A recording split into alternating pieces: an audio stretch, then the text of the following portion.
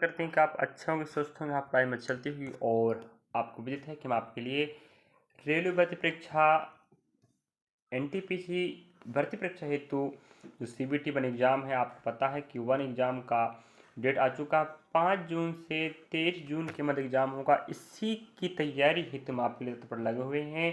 और मैं 1 महीने विराम करके रखा था, और मैथ्स का, रीजनिंग का, जीके जीएस के रूप में आपको साइंस भी, कंप्यूटर भी, जो भी जीके जीएस है, इतिहास, भूगोल, अर्थशास्त्र, सब आपको एक साथ कंबाइन मिलेगा। और हम आपको बता दें PYQ प्रश्न कवर करा रहे हैं। इस भर्ती परीक्षा का पिछली बार नोटिफिकेशन 2019 में आया था, पेपर 2020 और 21 में हुआ था, तो उसी भर्ती परीक्षा के प्रश्न पत्र आप हल करा रहे हैं। आप सिस्टमेटिक शिफ्ट बाय डे देखेंगे तो आपका फायदा होगा। रेलवे भर्ती परीक्षा 2025-26 NTPC group D RPF constable करके प्लेलिस्ट डला है, जहां पर हम आपके लिए प्रश्नों का भंडार रखे हैं। अभी तक बता दें कुल मिला के 70 से 80 के मध्य वीडियो बन चुके हैं, कंटिन्यू अब बनते चलेंगे। और एग्ज़ाम डेट को ध्यान में रखते हुए मैं आपको पढ़ा रहा हूँ। और पढ़ना चाहते हैं, जुड़ना चाहते, जुड़ सकते हो, अपने सहपाठियों को भी जोड़ें, वो भी पढ़ें, आप भी पढ़ें। चलिए चलते हैं पहला प्रश्न। और आद्रा के प्रश्न सिस्टमेटिक नहीं मिलेंगे, अलग अलग बिखरे हुए मिलेंगे। लेकिन अब जो भर्ती एग्जाम चल रहा है 2024-25 में, उसमें आप सिस्टमेटिक मैथ्स का अलग, रीजनिंग का अलग, जीके का अलग मिलेगा। चलिए, आप देख पाए होंगे शिफ्ट क्या है, प्रश्न तारीख क्या है, मतलब पेपर तारीख का पहला प्रश्न आप देखिए, ध्यान रखें। मैथ्स के 30 प्रश्न आएंगे, रीजनिंग के 30 प्रश्न आएंगे, जीके जीएस साइंस कंप्यूटर के 40 प्रश्न आएंगे। इस प्रकार से आपको टोटल 100 नंबर का टेस्ट देना पड़ेगा। तो हम आपको रीजनिंग और मैथ्स के 10-10 प्रश्नों के पार्ट कवर कराएंगे, 3 पार्ट में पूरा शिफ्ट कवर हो जाएगा। चलिए कि चलते पहला प्रश्न लास्ट तक बनी रहेगा, आपके लिए बहुत फायदेमंद चीज़ है। 5 अंकों की वह सबसे छोटी संख्या कौन सी है? हमें क्या पूछ रहा है? 5 अंकों की वह सबसे छोटी संख्या कौन सी जिसे 7 से विभाजित करने पर शेषफल 6 बचे? तो हमें ऑप्शन ऐसा पकड़ना है, वो भी 5 अंक वाली, और सबसे छोटी याद रखें, ठीक है। 5 अंक वाली जे भी है, जे भी है, जे भी है, जे भी है। एक बात हमें ऑप्शन से पता चल रहा है कि 5 अंकों की छोटी से छोटी संख्या चाहिए, तो ऑप्शन के अनुसार यहाँ पर सबसे छोटी ऑप्शन दूसरा ही है, ठीक है। अब देखते हैं क्या यह 7 से विभाजित करने पर 6 शेषफल देता है। हाँ, तो यही आपका आंसर होगा भाई। अगर शेषफल 6 नहीं देगा तो एक 10,003 भी आंसर हो सकता है कि नहीं। तो 7 एक काम 7, यहाँ बचेंगे 3, सच्चों के 28, यहाँ बचेगा 2, 7 दूना 14 हो जाएगा, यहाँ बचेंगे 6, ठीक है, ठीक है 14। हाँ, 7 8 56, हाँ बिल्कुल सही बात कह रहा है, 6 ही बच रहे हैं। तो आप लोग आंसर टिक लगा सकते हो, ऑप्शन नंबर आपका दूसरा बिल्कुल राइट हो जाएगा। तो जी आपका मैथ्स का पहला प्रश्न रहा, जो आपको विभाजित नियम का प्रश्न आया है। तो आपको विभाजित नियम के समस्त या एलसीएम एचसीएफ या संख्य प्रति का प्रश्न आपको पढ़ना पड़ेगा, याद रखें, ठीक है। चलिए लेके चलते नेक्स्ट प्रश्न। अगला प्रश्न आप देख पा रहे हो, वो अंग्रेजी माध्यम में हो गया है प्रश्न, कोई बात नहीं है। अब आपको हिंदी समझा के बता देते हैं, तो आप समझ जाइएगा और लास्ट तक बने रहिएगा, आपको सीखने को मिलेगा। यहाँ सीधी बात आपको बता दें, एक्स और वाई काम करते हैं तो 12 दिन लगता है, वाई और जेड काम करें 18 दिन लगेगा, और एक्स और वाई काम करेंगे तो यहाँ पर 15 दिन लगता है काम करने के लिए, समझ गए। और हमें पूछ रहा है तीनों एक साथ काम करें तो अप्रॉक्सीमेटली, मतलब लगभग लगभग कितना दिन लगेगा, ये पूछ रहा है, ठीक है। चलिएगा, तो तीनों मिलकर कितना दिन में काम पूरा कर सकते हैं। चलिए, अगर आप समय का अध्याय नहीं पढ़े तो पढ़ लीजिएगा। तो हर भर्ती में SSC, bank, railway, state level की बात करें, एमपी वन रक्षा क्षेत्र welfare, MP police constable, MP आपका अध्यक्ष, एमपी एसआई सूबेदार, जो भी वैकेंसियां हैं स्टेट लेवल की, चाहे वो मध्य प्रदेश की, झारखंड, छत्तीसगढ़, सब में आपको काम देगा। आप स्टेट की तैयारी नहीं कर रहे हो, आप सेंट्रल जॉब की तैयारी कर रहे हो, तो आपको सेंट्रल जॉब के साथ साथ आपको स्टेट की तैयारी भी हो रही है, ये बात मत भूलो। चलिए, एक्स और वाई काम पर लगते हैं तो 12 दिन लगता है, और वाई प्लस जेड काम पे लगें तो वो लगेगा 18 दिन, ठीक है। अब एक्स और जेड काम पर लगें तो वही काम को वो करते हैं 15 दिन में। ये तो आपको पता होगा, इस प्रकार का तरीका हल करने का रखाया जाता है। और आप सिस्टमेटिक 70-80 वीडियो मायने रखते हैं, याद रखिएगा, हम बड़ी मेहनत से पढ़ाते हैं, तो सपोर्ट करना आपका फर्ज बनता है। अब 12, 18, 15 का एलसीएम लोगे तो वो भाई एलसीएम मतलब ऐसी संख्या जो तीनों से विभाजित हो जाता है, हम कहते हैं 180। हाँ, 180 इनका एलसीएम हो गया, मतलब जो एलसीएम होता है वही टोटल कार होता है कि वर्क होता है। अब 12 का भाग 15 बार देंगे तब 180 मिलेगा। तो ये इन दोनों की क्षमता निकल गई एक्स वाई की, ठीक है। और 18 के भाग 10 बार जाएगा, इन दोनों की क्षमता 10 निकल गई। उसी प्रकार 15 का भाग 12 बार में जाएगा, इन दोनों की क्षमता निकल गई। अब तीनों की क्षमताएं हमें खोजना पड़ेगा, तभी तीनों को हम काम करवा सकते हैं। चलिएगा 10 15 10 बार याद रखना। अब देखो x प्लस वाई की क्षमता 15 है, y प्लस जेड की क्षमता 10 है, प्लस फिर यहाँ रखोगे x प्लस जेड की क्षमता 12 है। यहाँ जोड़ोगे सबको तो यहाँ याद रखें x 2 बार है, y 2 बार, z 2 बार है। यहाँ आप जोड़ लीजिएगा, यहाँ बनेगा भाई, यहाँ कॉम्बाइन कर लेते हैं x plus Y plus Z बराबर 37। लेफ्ट हैंड तरफ का आपने जोड़ा तो x 2 बार आया, y 2 बार आया, z 2 बार आया, तो हमने उस दो को क्या कर लिया, कॉमन करके बाहर निकाल दिया। अब यहाँ x plus Y plus Z रखोगे, 37 तो क्षमता आया है, जब इस दो को पक्षांतर करोगे तो 2 यहाँ जाएगा। तो जो x प्लस वाई तीनों की जो क्षमता है एफिशिएंसी वो 37/2 आया है। याद रखिए इसको। अब हमें क्या तीनों को काम करवाना है, तो तीनों को काम करवाना है, तीनों की क्षमता कितनी है 37/2 है। अब एक बात कह रहा है कि दोनों का तीनों को जो कितना काम करवाना है, एलसीएम 180 आया, यही काम रहेगा। अब यहाँ 2 बैठा पक्षांतर के ऊपर जाएगा तो 18 दूना 36, मतलब आप समझे होंगे कि 360/37 आएगा। अब एक बात समझते हैं हम कि अगर आप इसे 40 लेते हो, ठीक है, अगर आपको भाग लगाते, भाई भाग इतना समझा रहा, यहाँ बोल दी ना अप्रोक्सीमेटली, मतलब होता है लगभग लगभग आपको तीनों का काम बताना है। अब आप समझेंगे कि हम अगर 37 की जगह 40 लेकर करते हैं, ठीक है, 0 कट जाएगा माना जाए, और 4 नाम 36, इसका मतलब ये हुआ कि भाग 9 बार तो फिक्स जाएगा। ये हम समझा के बता रहे हैं, क्योंकि भाई 37 का पढ़ा हमें नहीं बनता, आपको नहीं बनता, तो वही तो सीख रहे हैं और हम सब सिखा रहे हैं। 37 जगह 40 लिए, 40 लेने पर थोड़ा ज़्यादा लिए हो ना, तो इसका मतलब ये हुआ कि 36 का भाग 9 बार में चला जाएगा, 36 में 40 का, फिर 4 का भाग 36 में 9 बार चला गया, इसका मतलब आंसर 9 के आसपास आएगा, सीधी बात, 9 बकवास। तो आप देख पा रहे होंगे 9 के आसपास आपके पास 10, यही आपका आंसर है। और आप भाग लगाओगे तो 9 पॉइंट कुछ कुछ आएगा, याद रखें। और लगभग हमें बोल रहा है तो भाई लगभग 9 से प्लस में है पॉइंट में, इसका मतलब ये हुआ कि वो आपका आंसर 10 ही आएगा। और यकीन नहीं तो आप लोग क्रॉस वेरीफाई भी कर सकते हो। ये रहा आपका हल करने तरीका। ऐसे कौन बताएगा, हम बताएंगे। तो आप लोग लास्ट तक बने रहो, सीखोगे समझोगे तो सब बनने लगेगा, है कि नहीं। चलिए नेक्स्ट प्रश्न को पकड़ते हैं। ऐसे प्रश्न छपने वाले एग्जाम में याद रखिएगा, पछताना हो सकता बाद में अगर नहीं पढ़ोगे तो। और अगला प्रश्न आपके समक्ष है, शिफ्ट वही तारीख वही है, प्रश्न बदल रहा है और प्रश्नों को सीखते चलो। प्रश्न क्रमांक 3 है, समय लगेगा, 10 प्रश्न दिखाएंगे टॉप 10 जो आपको हर भर्ती परीक्षा और एनटीपीसी में तो छपेगा, मतलब छपेगा, लिख के रख लो भाई। चलिएगा, और अध्याय जो आ रहा है एक बार वो हर बार आएगा। एक परीक्षा उत्तीर्ण करने के लिए पूर्णांकों का 50% लाना आवश्यक है। भाई पूर्णांक मतलब होता है जितने आपके विषय होंगे सबको मिला के उन्हें पूर्णांक कहते हैं, नंबरों को। परीक्षा में 2 प्रश्न पत्र, मतलब दोनों प्रश्न पत्र ए और बी का जो टोटल नंबर रहेगा, दोनों को जोड़ेंगे वो पूर्णांक कहलाएगा। उसका आपको 50% देखना है कितना बन रहा है। अब कहता है 2 प्रश्न पत्र शामिल हैं। एक छात्र ने 200 पूर्णांक वाले प्रश्न पत्र में 40 अंक प्राप्त किया, ठीक है, और परीक्षा में उत्तीर्ण होने के लिए 150 पूर्णांक वाले दूसरे प्रश्न पत्र में न्यूनतम कितना प्रतिशत अंक लाना अनिवार्य होगा।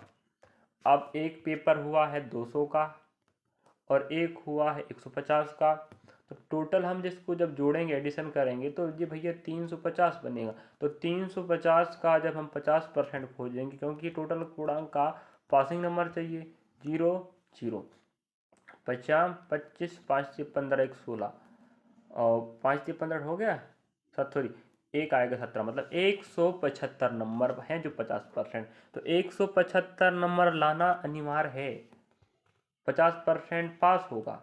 तो भैया 350 का 50% हमने खोजे तो 175 नंबर मिल रहे हैं। इतने नंबर लाएगा बंदा या विद्यार्थी तब पास हो पाएगा, ठीक है। चलिए ठीक है, अब देखते हैं। अब एक प्रश्न पत्र में बोला है कि 200 में से उसने कितना लाया है 40%, देख लें कि 40% होता कितना है, 4 दूना 8, मतलब सिर्फ 80 नंबर लाया है एक प्रश्न पत्र में। अब देखो उसको तो 175 लाना था ना पास होने के लिए, सिर्फ 80 लाया है, देखो कितना कम लाया है। तो यहाँ 5 का 5 आएगा, यहाँ आपके पास आप देखेंगे भाई 8 8 16 होता, एक कम कर दो। इसका मतलब ये हुआ कि 75 18, हाँ सॉरी 9 नंबर आएगा भाई 9, तो 18 एकम 70, ठीक है। चलो इसका मतलब 95 नंबर कम लाया है और उसे पास करवाना ही है, ठीक है। और पास करवाना है इसका मतलब ये हुआ उसको 95 नंबर और चाहिए। अब हमें पूछ रहा कितना परसेंट नंबर उसे लाना चाहिए। अब 95 नंबर कम है तो भाई पहले वाले का प्रश्न पत्र पता है नंबर कितना का कितना लाया था, अब सेकेंड में ही उसको लाना पड़ेगा, पहले का तो पूरा फिक्स हो गया है। इसको आप यहाँ रख लीजिएगा परसेंट। तो 150 में उसे 95 नंबर लाना पड़ेगा, उसको खोज रहे हैं कितना परसेंट लाना पड़ेगा। तो परसेंट के बगल में 100 0 0 चला जाएगा, 5 तेरी 15 और 5 दूना 10, ठीक है। गया ना गया बताओ। अब ये बताओ, अब 3 का पढ़ा जा सकता ना, जाएगा ना भाई। अब देखो 3 का पढ़ा, 5 दूना 10, 5 से 15, अब 2 पंचे 10, हंस के 18 19 हो जाए 190 हो जाएगा, 190 बटा 3 हो जाएगा भाई, है कि नहीं। अब देखो 190 बटा हम 3 करेंगे, 3 6 18, एक बचेगा। अब 3 तरह का 9 आएगा, 3 तरह का 9 इस प्रकार चलता रहेगा।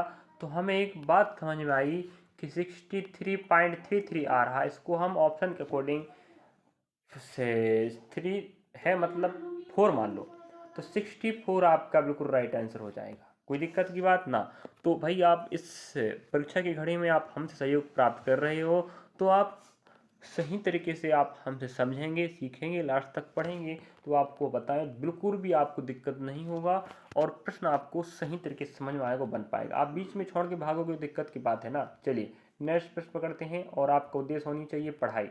अगर आपका पढ़ाई मन लग रहा है तभी हम आपको समझा पाएंगे, नहीं तो सभी विद्यार्थी बस टाइम पास करने आते हैं पढ़ने और चले जाते हैं। ऐसे आपको बिल्कुल नहीं करना है, आपका लक्ष्य फोकस होनी चाहिए। इस बार रेलवे परीक्षा में हम किसी भी परीक्षा में पास होकर एक पोस्ट प्राप्त करें, मतलब प्राप्त करें, समझ गए। चलिए अगला प्रश्न आपके समक्ष है, वह सबसे बड़ी संख्या बताइए, याद रखें, जिससे 155 260 और 215 सॉरी 315 को विभाजित करने पर क्रमशः 155 में भाग लगाओगे तो 5 बचेगी, 260 में भाग लगाओगे 10 बचेगा, 315 भाग लगाओगे तो 15 बचेगा। तो हमें वो संख्या चाहिए, तो इनमें भाग लगाने के लिए हमें संख्या देकर रखा 75 25 10 या 50। 15 75 से भाग लगाओ 155 में तो 5 बचने चाहिए, इस प्रकार से कह रहा था। एक बात समझते हम कि मतलब इनके पास 5 ज़्यादा है, इसके पास 10 ज़्यादा, इसके पास 15 ज़्यादा है। अगर ऑप्शन नंबर डी आपका राइट है, मतलब हम 50 का क्या लगा दें, विभाजिता का नियम लगा दें, ठीक है। 50 का मतलब जो हुआ कि इनके पास, इसके पास 5 ज़्यादा मतलब 150 हो गया। नेक्स्ट इसके पास 10 ज़्यादा, इसका मतलब ये कितना हो गया, 250 हो गया। इसके पास 15 ज़्यादा मतलब 300 हो गया। अब ये बताओ क्या इन तीनों में 50 का भाग जाएगा पूरा पूरा? हाँ, अगर पूरा पूरा भाग जा रहा है इसका मतलब यही आपका आंसर है। देखो 50 का भाग जाएगा, 50 का भाग जाएगा, 50 का भाग जाएगा। अब यहाँ से आपने 5 कम किए थे, यहाँ 10 कम किए थे, यहाँ 15 कम किए थे, बिल्कुल राइट राइट बात है। और बच जाएगा, बिल्कुल ऑप्शन नंबर आपका डी राइट हो जाएगा। ये आपका पहला प्रश्न आपने देखा था, एलसीएम एचसीएफ का प्रश्न नहीं, सॉरी संख्या वृद्धि का प्रश्न आप कह सकते हो आया था, या विभाजिता का नियम का प्रश्न आया था। अभी उसी शिफ्ट वही तारीख का आप देख पा रहे होंगे। अगला प्रश्न भी अब हमें वही टॉपिक का प्रश्न मिला, तो एग्जाम में छपने वाला है विभाजिता का नियम का प्रश्न। जितने भी नियम है याद रखें और प्रश्नों को सेट लगाते चलो, मॉक टेस्ट लगाते चलें, समय मैनेज व प्रश्नों को हल करने का जो स्पीड आपका बढ़ जाएगा, ये आप करना पड़ेगा। अगला प्रश्न आपके समक्ष प्रश्न क्रमांक 21 है, एक क्लब में अगर आपको ब्लर ब्लर दिखाई देता हो या थोड़ा सा क्वालिटी बढ़ा सकते हैं, क्योंकि हम 720 में भी करने के बाद भी क्वालिटी नहीं आ रहा भाई, समझ नहीं आ रहा क्या करें। चलो कोई बात नहीं है, आप समझ पा रहे होंगे। अगर आपको कुछ क्वालिटी में दिक्कत तो भी आप कमेंट कर सकते हो, प्रश्न समझ नहीं आ रहा तो भी कमेंट कीजिएगा, कोई भी समस्या है। एक क्लब में महिलाओं की संख्या का पुरुषों की संख्या से याद रखें, महिलाओं की संख्या मतलब फीमेल और मेल है 3:2 है, याद रखें। हाल ही में 300 महिलाएं क्लब में शामिल हुई, तो अनुपात 5:2 हो गया। अब देखिए बहुत शानदार प्रश्न, मजा जाएगा हल करने में। देखो भाई, मेल मतलब पुरुष होता, फीमेल मतलब महिलाएं होती हैं। अब हमें यहाँ पर कह रहा है कि भाई महिलाएं शामिल हुई क्लब में, तो अनुपात बढ़ गया। तो भाई ठीक तो कह रहा है कि पहले माना कि अनुपात में 3 महिलाएं थी, अब 5 हो गई। क्यों? वो तो होना था, क्योंकि महिलाओं की संख्या बढ़ाया है, ना कि पुरुषों की संख्या। पुरुष जितने थे उतने ही पुरुष रहेंगे। याद रखिए, अनुपात से अनुपात अध्याय का प्रश्न है। हम ऑफलाइन क्लास संचालित करते हैं, वहाँ बिल्कुल बेहतर ढंग से पढ़ाते हैं, क्योंकि वहाँ पर समय मिलता है और प्रत्यक्ष रूप से पढ़ पाते हैं। यहाँ पर तो हम प्रश्नों को समझाते हैं। मैथ्स रीजनिंग याद रखें, बिल्कुल कॉन्सेप्ट समझ में आएगा आपको, हर प्रश्न आपको बनेगा, और अगली भर्ती में आएगा तो बना पाओगे जब आप सीख पाओगे। अगर आपका बेसिक क्लियर है तो आप आराम से पीवाई की क्लास अटेंड कर सकते हो। अगर आपका बेसिक क्लियर नहीं है ना, तो पीवाई की क्लास आपको सर से ऊपर जाएगा, पल्ले ही नहीं पड़ेगा कहाँ से कहाँ हल हो रहा है कि नहीं। चलिए, तो यहाँ पर आप समझ पाए होंगे, देखिएगा समझा के बताते हैं। 3:2 है, 5:2 है। अब ये बताओ, पुरुषों की संख्या तो ना बढ़ा ना घटा है, उसको ना बढ़ाना, तो यहाँ 2 था, यहाँ 2 ही रहेगा। यहाँ 3 है, यहाँ 5 हो गया। देखो कितना बड़ा है, 2 बड़ा है। अब आप अनुपात में 2 बड़ा है, लेकिन रियली में कितना बड़ा है, 300 बड़ा है। अब हम 2 एकम 2, 2 पंचे 10, मतलब 1 इकाई बराबर भाई 150 आया। याद रख, इस चीज़ को याद रखिए, 1 इकाई बराबर, अनुपात में 2 बढ़ा था, 3 से 5 हुआ, और रियली में 300 बढ़ा, तो 1 इकाई बराबर 150 आया। अब हमें पूछ रहा है क्लब में अब महिलाओं सदस्यों की संख्या कितनी। पहले अनुपात में 3 था, 5 हो गए, तो भाई 1 इकाई बराबर 150 है। तो हमें भाई महिलाओं की पूछ रहा, अनुपात मान 5 है, 15×75, 0 का 0, मतलब 750 अब महिलाओं की संख्या हो चुकी है। तो इस प्रकार से प्रश्न बताओ हमने क्या समझा पाया या नहीं। तो इतने अच्छे से समझाने का प्रयास कर रहे हैं, कुछ मिस्टेक अगर होता हमसे तो माफ़ी चाहेंगे, बाकी प्रयास कर रहे हैं आपको 100% आपको सही सटीक जानकारी मिले और तैयारी आपकी बेहतर हो सके। नहीं तो आप भी बाद में हमें गाली दोगे कि सर आपने पढ़ाया कुछ भी नहीं फंसा, ये बिल्कुल नहीं होगा, समझ गए। चलिए अगला प्रश्न की, और अगला प्रश्न आप देख पा रहे होंगे 26 नंबर है। एक वस्तु का लागत मूल अंकित मूल का 75% है। लागत मूल मतलब जिसे हम सीपी कहते हैं, ठीक है। लागत मूल है, अंकित मूल याद रखें। हमेशा मैं एमआरपी को जब भी पढ़ाया हूँ, चाहे जीडी की तैयारी करवा रहा था, मैं ऐसे तो जीडी कांस्टेबल पिछली भर्ती की बात करूँ, उसको भी 2.5 महीने पढ़ाया था पीवाई की क्लास। उसके बाद ग्रुप डी एनटीपीसी के लिए पढ़ाया हूँ मैंने, और 1 महीने थोड़ा विराम लिया था एमपी आबकारी की। तो एमपी आबकारी का भी मैं चालू, अभी तो जीके जीएस साइंस कंटिन्यू चल रहा, मैथ्स रीजनिंग बंद है। तो आप जीके जीएस मैथ्स रीजनिंग पढ़ना चाहते हो तो हमारे चैनल का नाम तो पता है, और प्लेलिस्ट का नाम रहेगा एमपी आबकारी आरक्षक पी वाई की कक्षा 2025-26 के प्लेलिस्ट में आप विजिट कर सकते हो, पढ़ सकते हो एमपी आबकारी के लिए, जो आपको आबकारी में ही काम देगा, साथ में एनटीपीसी ग्रुप डी में भी काम देगा, और वन राष्ट्रीय क्षेत्र जलपैरी एमपीएसआई सूबेदार एमपी कांस्टेबल सब में काम देगा। और एनटीपीसी ग्रुप डी के लिए कंबाइंड तैयारी चालू है, और एनटीपीसी के प्रश्न आपको दिखा रहा है, और एनटीपीसी एग्जाम के जस्ट बाद आपको फिर हम दिखाएं ग्रुप डी के, समझ गए। तो सीपी है, अंकित मूल ए मान लो का 75% है। अब देखो ए यहाँ पर बैठा है गुणा में, यहाँ लाओ पक्षांतर भाग करके, तो मतलब अंकित मूल आपने 100 रुपये रखा और उसका लागत मूल कितना 75 है। याद रखिएगा इस चीज़ को, ठीक है। ये आपको बनाना पड़ता है। यदि 15% छूट दिया जाए, अब ये बताओ, छूट हमेशा अंकित मूल पर दिया जाता है। अब देखो सीपी आपके पास कितना है 75 रुपये, अंकित मूल कितना लिखे आपने 100, और छूट की डिस्काउंट की बात कर रहा, डिस्काउंट ठीक है, आप 15 के दे रहे हो, कि परसेंट मान लो, चलो 15 छूट दे रहे हो, तो 15 नहीं मानते तो 15 रुपये मान लो, तो 75 रुपये अंकित उसका लागत मूल था, लिखिए आपने 100 रुपया, और 15 की छूट दे रहे हो, मतलब हमेशा अंकित मूल पर ही डिस्काउंट मिलेगा, याद रखें डिस्काउंट। तो आप 85 पर बेचोगे। अब हमें पूछ रहा कितना परसेंट का लाभ या हानि होगा। अब बताओ 75 रुपये लागत है और 85 पर बेच रहे हो, 75 लागत था, लिखिए आपने 100 था, 15 का फिर छूट दे दिया ना, तो आप 85 बेचोगे, मतलब आप समझ पाए होंगे 10 रुपया, 10 रुपये आप अधिक पर बेच रहे हो, वो भी 75 रुपये पर, तो ये आपका हो जाएगा लाभ परसेंट का हानि। अब हम 2500 के 100, 25 दिया 75 हो जाएगा ना, 4 धाम 40 और बचेगा नीचे 3। तो इस प्रकार से 40 बटा हम 3 रखेंगे तो भैया एक बार भाग जाएगा, बचेगा 10 9 और 1 हो जाएगा। अब भाई भाग चला जाएगा, 3 तिरका 9, अब 1 आएगा, फिर पॉइंट आएगा 3 तिरका 9, तो ये चलता रहेगा। 13.33 आपका राइट आंसर हो जाएगा। ऑप्शन नंबर आपके पास मिलता होगा ऑप्शन नंबर सेकेंड में। बताओ, तो ऐसे प्रश्न आएंगे तो आप बना पाओगे, बिल्कुल शानदार तरीके से बना पाओगे। चलिएगा नेक्स्ट प्रश्न पर बढ़ते हैं, बस सीखिएगा, लास्ट तक देखना, ना भूलें। चलिए अगला प्रश्न आपके समक्ष है, शिफ्ट वही तारीख वही है। हरीश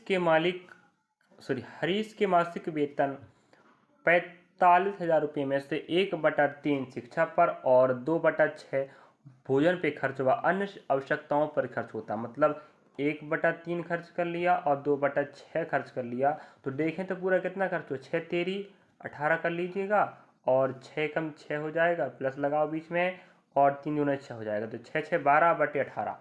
तो उसने 12/18 खर्च किया, और भाग जाएगा 6 दूना 12, 6 तेरी 18। इसका मतलब उसके पास नीचे वाला टोटल हमेशा बताएगा और ऊपर वाला हिस्सा बताता नीचे वाले का। तो 3 रुपया था, उसमें 2 खर्च किया है, तो ये बताओ 1 बचा है, वो 1 रुपये कहाँ खर्च कर रहा है, अन्य आवश्यकताओं पर। तो हमें वही पूछ रहा है शेष वेतन की बचत या बचत राशि क्या है। अब अन्य आवश्यकताओं पर खर्च करता है और शेष वेतन की बचत करता है। चलिए अब समझा के बताते हैं आपको। चलिएगा अब आप समझ पाए हो, 1 बटा आपके पास 3 आया, मतलब 2/3 था आपके पास, तो 2 में 3 रुपये में से 2 खर्च हो गया, 1 बचा, यही आपकी बचत है। अब हमें बचत की राशि ज्ञात करो, 1/3। टोटल पैसा आपको पता है अनुपात में 3 है, 3 वो आपके 45 के बराबर है, बाकी आप 3 जीरो बाद में लगा लीजिएगा। और ये आपकी क्या है, बचत है। अभी बताए ना 2 रुपये खर्च, 1 रुपये बचा अनुपात में, तो भैया ये 15 बार गुणा होगा तब 45 आएगा, है कि नहीं। तो ऊपर भी 15 बार गुणा करना पड़ेगा, तो 15 1 15 और 3 जीरो आप उठा के लगा लो बाद में, और जीरो लगाने से कुछ होने वाला नहीं है, आपकी समय की बर्बादी होगी। बाकी ऑप्शन आपको दिख रहा है, तो आपका आंसर आएगा, बचत हो जाएगा 15,000। ऑप्शन नंबर आपका थर्ड राइट हो गया, समझ गए। चलिए नेक्स्ट प्रश्न को बढ़ते हैं, तो आप समझोगे। शिफ्ट वहीं चार याद रखें जी, तो जी के जिसके प्रश्न आ गए भाई। अगला प्रश्न देखेंगे 27 नंबर का, और अध्यायों को आप समझते चलो और नोट डाउन करते चलो कि कौन सा अध्याय का प्रश्न आ रहा है। मैथ्स का, रीजनिंग का, जीके का, साइंस का, कंप्यूटर का कहाँ से पूछ रहा। वैसे मैं सोमवार को आपको बता दूं, सोमवार को आपको शाम तक आपको पूरा सिलेबस का वीडियो मिल जाएगा, ठीक है, जहाँ पर आपको मैथ्स का, रीजनिंग का, जीके का, साइंस का, करंट अफेयर का, स्ट्रेटेजी के जीएस का, कंप्यूटर का, कहाँ से आपको स्पोर्ट्स या कहाँ से आप कौन सा टॉपिक कवर करना है, पूरा विश्लेषण करके मैं आपको डाटा प्रोवाइड करवाने वाला हूँ। तो आप लोग लास्ट में सोमवार के आप शाम तक वीडियो को देख सकते हो, और विजिट अवश्य कर लीजिएगा। अगर आपके पास समय बचा है तो आप पूरा डिटेल पढ़ें, या आप पढ़ चुके हो तो आपको सिर्फ रिवाइज करना, समझ गए। देखो फिर कैसे नहीं बनता प्रश्न। 3,400 की राशि पर 4 वर्ष का साधारण ब्याज 680 रुपये है, ब्याज की दर क्या होगी ये बताओ। हमें पूछ रहा है 3,400 रुपये पर कितना ब्याज मिला है आपको, 640 रुपया, सॉरी 680 रुपये मिला है। वो भी दर पूछ रहा है, भाई दर के लिए आपको 100 रखना पड़ेगा ना, और कितने साल का, जो 4 साल का, हमें 1 साल का चाहिए, ठीक है। अब देखो यहाँ पर आप गुणा भाग करोगे, 2 से 2 चले गए, देने पड़ गए, है कि नहीं। अब देखो यहाँ से आप भाग लगाओगे, 2 बार में जाएगा, 20 हो गया, 20 ही बचेगा ना, और 4 पंचे 20, ये आपका 5% राइट आंसर हुआ। बताओ कितना समय लगा। मैं हल कर रहा हूँ थोड़ा आराम से, अगर आप इसको सीख जाओगे तो बिल्कुल फास्ट हल होगा। तो ब्याज की दर पूछ रहा, याद रखें। दर के लिए आप बता दें, कॉन्सेप्ट होता है SI अपॉन P इंटू 100, और हमें पर वर्ष का चाहिए, तो जितने साल का दे के रखा ब्याज उससे लगा दो भाग। 4 का दिया ब्याज तो 4 लगा, 5 का दिया तो मैं 5 से लगाता भाग, तो ये हो जाता आपका आर बराबर SI अपॉन P इंटू 100, और नीचे रहेगा आपका T, जितना भी साल आपको दे के रखा है। चलिए नेक्स्ट प्रश्न की ओर बढ़ते हैं, और आपने सीख रहे होंगे, मुझे उम्मीद लग रहा है। चलिए अगला प्रश्न आप देख पा रहे होंगे, प्रश्न क्रमांक 33 है। एक आयत की लंबाई इसकी चौड़ाई से दोगुनी और आयत का परिमाप कितना है 48 सेंटीमीटर। देखिएगा लंबाई और ये चौड़ाई हो गया, लंबाई दोगुनी है तो हम कहते हैं जो 2J1 हो जाएगा। ठीक है, ये समझे। माना कि 1 सेंटीमीटर है 2 सेंटीमीटर है, एक्स नहीं लगा रहे तो मत लगा, कोई दिक्कत की बात नहीं है। लंबाई चौड़ाई से दोगुनी है तो जो चौड़ाई 1 होगी तो लंबाई दोगुनी होगी ना। चलो अब आयत का परिमाप दे के रखा है। अब परिमाप आपको फॉर्मूला पता होनी चाहिए। परिमाप बराबर क्या होता है भाई, 2 गुणा लंबाई धन चौड़ाई। अब परिमाप आपके पास 48 है, नहीं पता तो फॉर्मूला याद कर लीजिएगा। 2 लंबाई चौड़ाई आप कितना हो गए, आपके पास हो गए भाई जी वो है 2 + 1 3 हो गया। 3 × 6 कितना आएगा, 3 दूना 6 है कि नहीं भाई। 2 और 1 3 हो गए, 3 दूना 6 तो 6 8 48 मतलब 1 इकाई बराबर 8 आया है। ठीक है, याद रखें 8 आया है। अगर आप समझ पाए होंगे तो देखिएगा, आप समझा के और से बताते हैं। अगर आप इसे 2x मान लो, ठीक है, ये हो जाए 1x हो जाएगा, मानना ही पड़ेगा मुझे लग रहा है। तो 1 इकाई बराबर x मान, x को आप 1 मान लीजिए इकाई में। आप 2 गुणा 8 करोगे और 1 गुणा 8 करोगे तो 8 एकम 8 बनेगा, 8 दूना 16 बनेगा। तो लंबाई आपकी 16 रहेगी और चौड़ाई आपकी 8 रहेगी। ये आयत की बात हो रहा। अब हमें क्षेत्रफल पूछ रहा है, तो भाई क्षेत्रफल क्या होता है, लंबाई गुणा चौड़ाई होता है। तो लंबाई आपको पता है कितना, 8 दूना 16 आया है और चौड़ाई आपका 8 है। 8 6 48 की 8 बचेगा 4, 8 कम 8 और 4 हो जाता आपका 12। 128 सेंटीमीटर आपका क्या हो जाएगा, क्षेत्रफल हो जाएगा। तो ऑप्शन आपको थर्ड में मिल रहा है, समझ गए। चलिए तो आप लोग एक्स ले लीजिएगा, जिससे दिक्कत नहीं जाएगा। चलिए अगले प्रश्न पर बढ़ते हैं, लास्ट तक देखना ना भूलें। प्रश्न क्रमांक शायद लास्ट आने वाला है आपका जी, शिफ्ट वहीं तारीख वहीं है और सीखने को मिलेगा। 34 नंबर का प्रश्न है, यदि x/2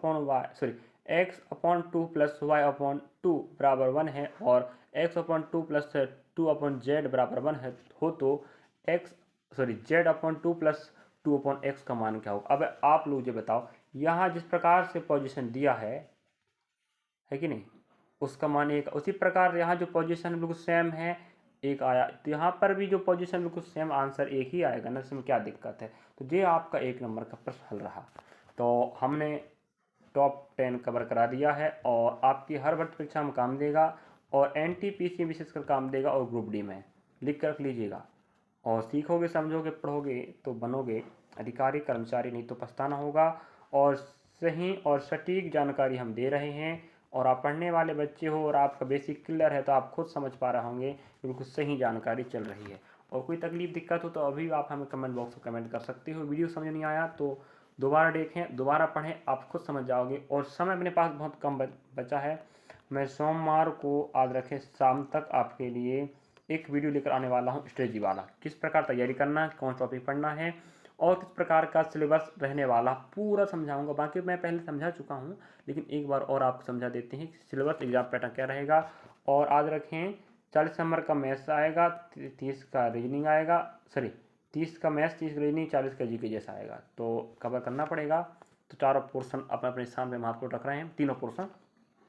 तो रीजनिंग को हल्के मत लीजिएगा, 30 नंबर का आराम से पका कर देगा, 30 में 25 आनी चाहिए। और मैथ्स की बात करें तो 30 में कम से कम आपके पास 10 आनी चाहिए, फिर 20 आनी चाहिए, तो जो हो गया 55 हो गए।